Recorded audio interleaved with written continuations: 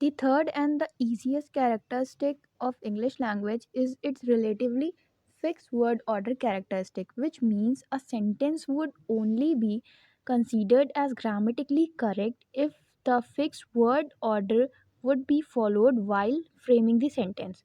The most used order in English language is when a sentence starts with a subject and then it is immediately followed by a verb and then ends with an object, as can be seen from the first example, Jenny loves dogs. Here we have a subject, that is Jenny, and then it is immediately followed by a verb, that is loves, and then ends with this sentence ends with an object, that is dogs. In the second example, we have a subject, that is a student, and the rest of the sentence is a predicate.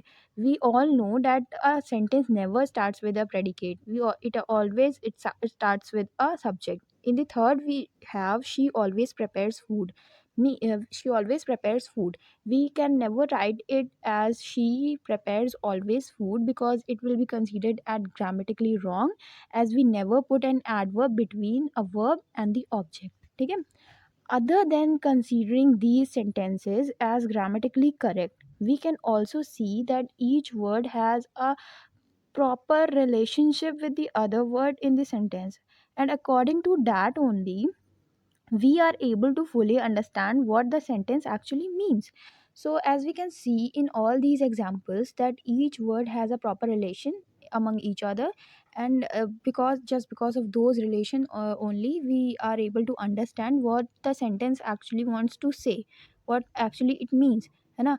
तो अगर इस sentence को हम change कर देंगे, like object पहले कर देंगे और सब्जेक्ट बाद में कर देंगे, बीच में वर्ब है, तो भले वो ग्रामेटिकली ठीक होगा कि डॉग्स लव्स जेनी, लेकिन क्या होगा कि मतलब वो एक तो वो वर्ब की वजह से गलत हो जाएगा, ऊपर से उसका मीनिंग जो है वो पूरा बदल जाएगा, जो सेंटेंस कहना चाहता है वो एकदम पूरा बदल जाएगा। तो इसीलिए इंग्लिश में fix word order characters. We have some more words and sentences here. In these sentences we can see that कुछ words होते हैं जो sentences के starting में आते हैं और subject के पहले आते हैं, और कुछ words होते हैं जो कि sentence के end में आते हैं और object के बाद आते हैं। तो अगर हम इनको order change कर देंगे तो ये भी grammatically wrong हो जाएंगे। इसके अलावा कुछ ऐसे words होते हैं जिनका fixed order होता है, जैसे we can say black and white, या फिर tick tock of a clock, या फिर watch। तो वॉच का टिक और टॉक जो होता है, इसको हमने टॉक और टिक बोलेंगे तो ये थोड़ा साउंड करता है रॉन्ग, और ब्लैक एंड वाइट होता है तो उसको हम वाइट एंड ब्लैक बोलते हैं, भले वो गलत हो या ना हो, बट ऐसा साउंड करता है कि वो गलत है, तो इसका भी फिक्स्ड ऑर्डर होता है। Moving further, we have an inflected language like Latin or Russian can afford to be fairly free in the arrangement of its words, in the inflection show clearly the proper relationship in the sentence and ambiguity is unlikely।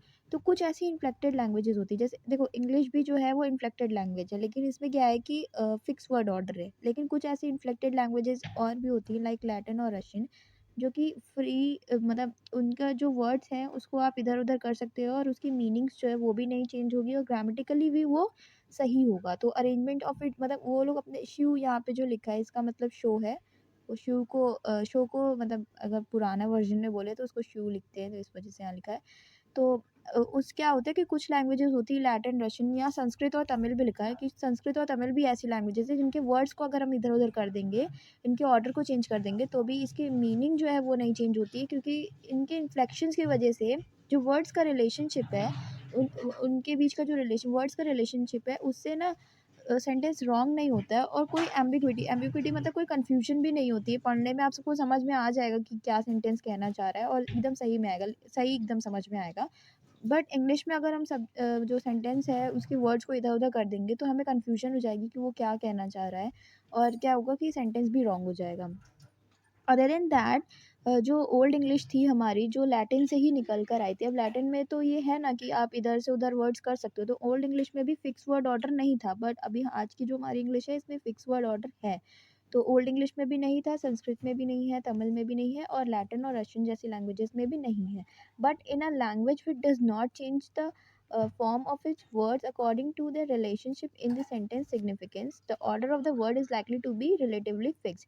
तो कुछ जो languages हैं जो अपने relationship के हिसाब से words को चेंज नहीं करती, सेंटेंस के हिसाब से मतलब उसके वर्ड्स को चेंज नहीं करती, तो ऐसे में क्या होता है कि ऐसी लैंग्वेजेस में जो वर्ड्स होते हैं वो रिलेटिवली फिक्स्ड होते हैं, उनका ऑर्डर हमेशा फिक्स रहता है और इसी फिक्स ऑर्डर की वजह से उनका जो मतलब हमें जो फ्रीडम मिला है इन्फ्लेक्शंस की वजह से, इन्फ्लेक्शन की वजह से जो हमें फ्रीडम मिला है, वो फ्रीडम हमसे ऐसी लैंग्वेजेस में ले लिया जाता है, इसकी जगह हमें फिक्स वर्ड ऑर्डर देखने को मिलता है.